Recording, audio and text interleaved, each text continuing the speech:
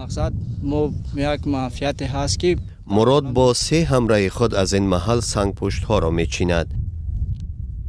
از اینجا یک خط بلند شدت می گذرد که نیروی برق تاجیکستان را به افغانستان و پاکستان می رساند.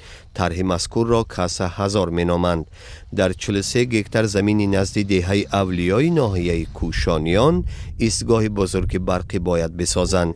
سازمان های جمعیتی را تقدیری سنگ پشت ها در محل ساختمان نگران کرده است. ماشینا مقصد بسیار تکنیکا میاد از زیر چرخ میمونند، از همون سبب نیست میشود. ما اونها را نجات میتیم از مرگ، به جاهای به خوف میبریم. در این پشته ها 3 نوع از سنگ پشت بود و باش دارد که به کتاب سرخ شاملند. از 25 تا 30 سال عمر میبینند.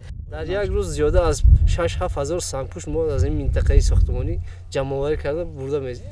این جوانان برای این کار ماهانه 1000 سامانی مزد میگیرند، اما میگویند این کار ثواب بیشتر دارد. حلاوت میبریم برای جمع آوری همون که مقصد از مرد نجات میتیم. اونا نجات دهندگان میگویند سنگ پشت ها را از محل ساختمان تا 5 کیلومتر دور میبرند و تا امروز زیاده از 28,000 را به جای بی خطر کوچاندند.